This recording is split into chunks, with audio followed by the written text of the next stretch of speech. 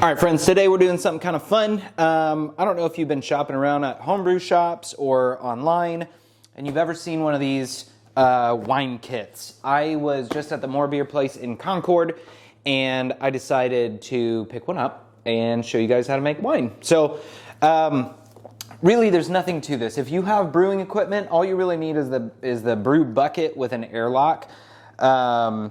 An auto siphon, empty bottles, things like that for the finished product. But ultimately, to make it, it's pretty straightforward. You don't need any of the hot side gear, just the sanitizer bucket and the ingredients themselves to actually make it. So.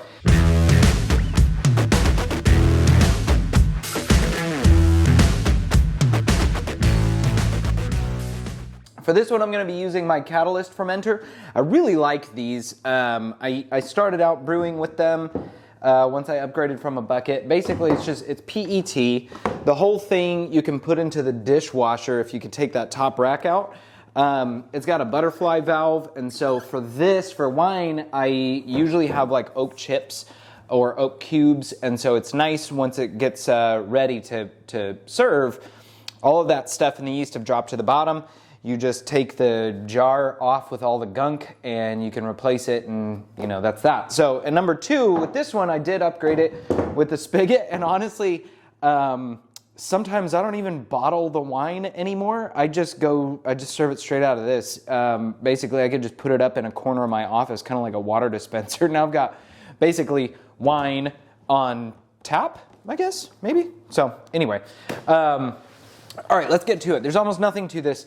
Right now I've got some hot water that I know I'm gonna need, and I have RO water over here set aside, and I'm going to top everything off with that, and let's get right to it. Step one, I'm gonna unpack this box.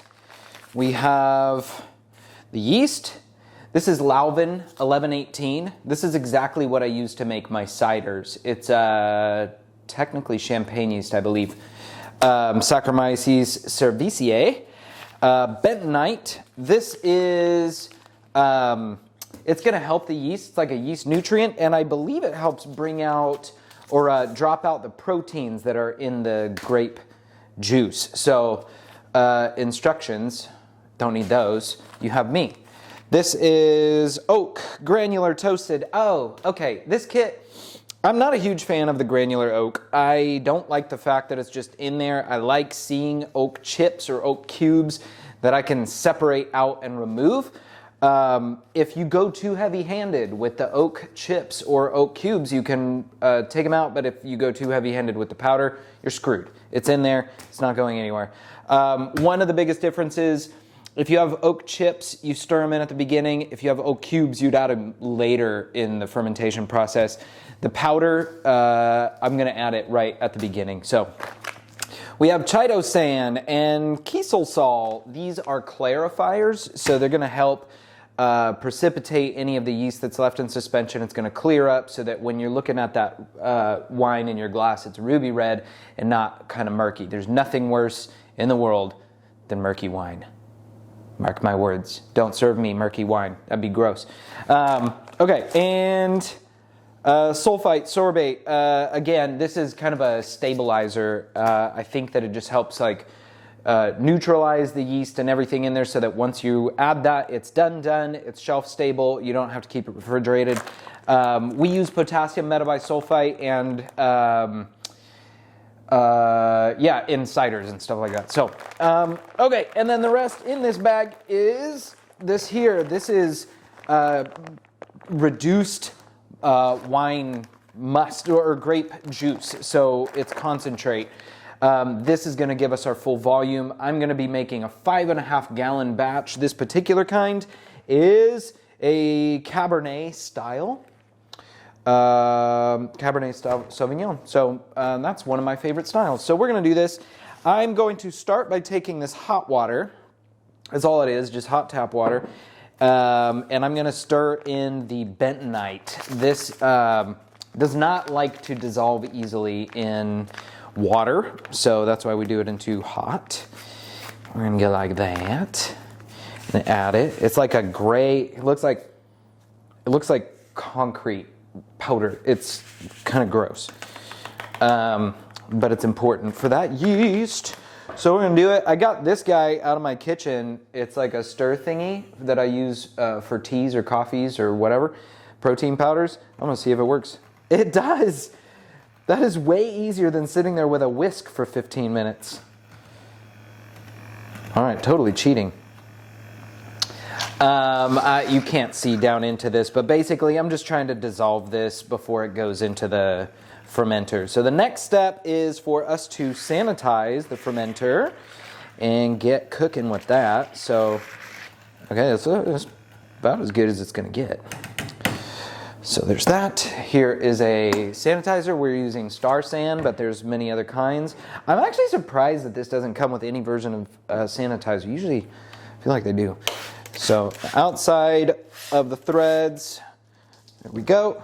So this is the jar that's going to go at the bottom of the catalyst fermenter. And now we're going to take it and open it up. See that butterfly? All right. Sanitize the inside edge. Add the mason jar. Hey, one note on these mason jars. You can use different sizes. So I do have one like this. If I were to repurpose yeast out of a beer batch or something, this is what I would have used. So I dump all the trub. And then when I go to cold crash, if you have the ability to cold crash, put on the small mason jar, and you can collect the yeast at the end, so when it settles out. One problem with this though is if you are gonna use it, you really need to figure out some way of like getting CO2 out or getting oxygen out of these mason jars. For years, I'm sitting there using it, I drop the trub, I put the thing back on, but when you open the ball valve, all of the oxygen that was in here just comes bubbling right up, oxidizing your beer. So gross, right? So it's just one of the downfalls of it. But for wine, cider, things that don't care about oxidation, you are good to go. So basically the solution is if you're gonna dump trub, do it once, that's it. And then actually for the beer, it comes with the, well, I guess a funnel, and you connect this to your racking cane, and then you can just rack straight into your bottles on bottling day. And so, anyway, the catalyst, it's a really cool system, especially if you're starting out and you don't want to jump straight to stainless steel. Bang for your buck, this is excellent. So, we do have the neoprene cover on here. One of the lids that I do have, I'm not going to use it this time because I'm just going to put it inside. The temperature inside my house is perfect.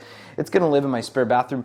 We do have ability to do temperature control though. So here's this. I can hook it up to the lines on my glycol chiller. And to monitor the temperature, you've got a thermo roll right there. So airlock goes onto the hole, and then the thermo well, you drop your temperature probe down in there. She lives inside the beer, or the wine in this case, and everybody's happy. But again, I'm not gonna do that today. I'm not gonna overthink it. So we're just gonna go straight airlock on this one and trust that it is going to do its job. So, bentonite into the hopper. We're gonna go like that. There we go. Oh, that was pretty good. It cleaned up. There's just a little bit of junk left in there. So I'm gonna scoop that out and into the fermenter because I want all that in there. Okay, done. All right, sanitized, that's that. We are going to add the oak. Okay, well, it is what it is. So we're gonna follow the recipe and we're gonna see how it turns out. This is literally just oak powder. It's like wood shavings. Again, it just weirds me out. So for this one, I'm going to sanitize my hands, just like so. Sanitize this topper. Who knows where it has been or how long it has sat on a dusty shelf. I'm going to pull it off, just like that. Some of these boxes have like a cool lid where you can fit it through the crack. I'm not seeing anything like that, so we're just gonna go right into the fermenter. Ooh, that's thick.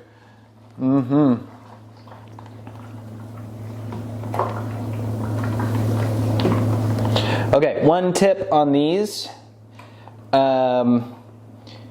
You don't have to get it a hundo on the first pass, because we're going to add water into the bag, zhuzh it around to get all that goodness out, because every single ounce of this is fermentable fructose, right? So we don't want to lose any of that.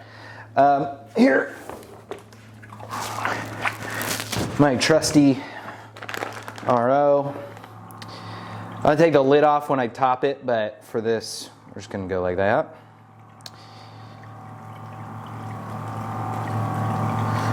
This is to help rinse the bag. I'm not going to cap it. My hands are sanitized.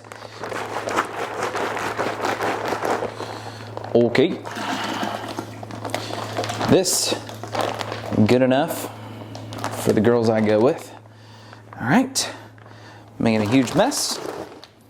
Actually, no, we're not making a huge mess. I don't know what we're talking about. This is going good. Okay, we are at, there are markings in here somewhere. We are at the 2-gallon mark right now, so I'm going to top it to 5.5. I'll bet the instructions say 6. There's some loss after fermentation because of the trube at the bottom, but not much. I prefer a little bit higher ABV on a Cabernet, and so maybe half a gallon is going to give me a point or two extra. So I'm going to pull this down so I can see the markings. Okay, yeah, my markings are right here, so the 5-gallon mark's here. One note, another note on the catalyst, if you fill it to the top, there is not much room for headspace, so the 6-gallon mark is up here. If there's any version of Kreuzen, it will overflow this thing and fill your airlock, so I'm not going to do that. This was in my chiller. It's supposed to be room temperature, but it'll be up to room temp by the evening, so we're just going to go for it.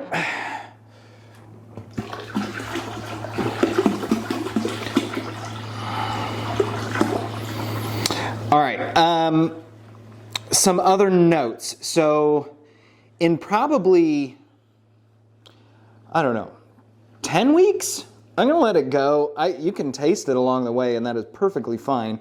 In about 10 weeks, we're going to start degassing. And so degassing means the carbon dioxide that is going to be in suspension that happens during fermentation. So this is perfectly normal.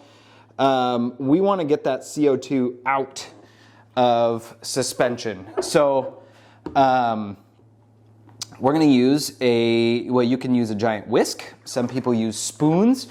I will hook up this bad boy.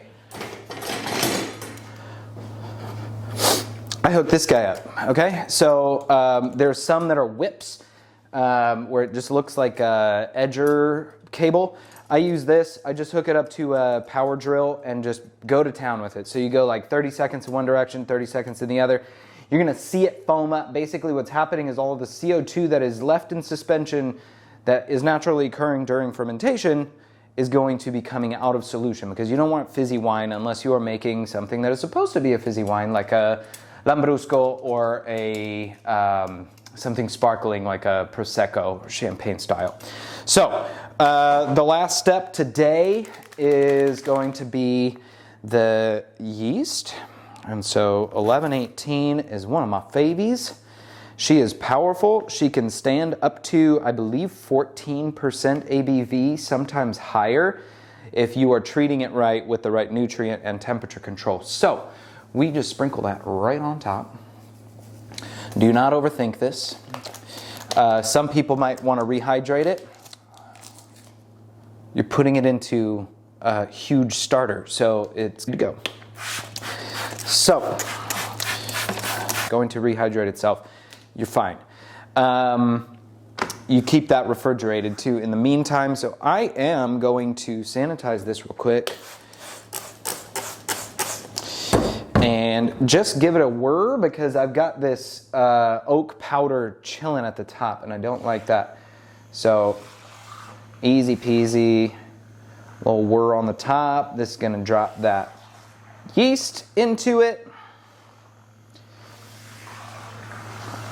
Good to go. So it is powdered yeast or dry yeast, which means that it is encapsulated with its own little protein and oxygen supply. So you don't need to aerate this or anything. Just let it rip. The These cleaners, so the sorbate, the Kieselsaal, and the chitosan, for those I will look at the directions and see when they recommend adding it. But other than that, that is about it. Degassing is the one thing that we don't do with beer. This is a pretty straightforward process. So in about 10 weeks, I'm going to be drinking this, and it is going to be yummy. And until then, I will see you, and keep brewing. Hit me up if you have any questions, or put in the comments if I forgot to mention anything for you winemakers out there. I'm definitely not an expert, so I'm open to advice on this so that I can get better at it next time. But as you see, now in 10 weeks, for under 50 bucks, I'm gonna have 5 gallons of Cabernet Sauvignon, and I'm not complaining about that. So cheers, and let me know what you think. See ya.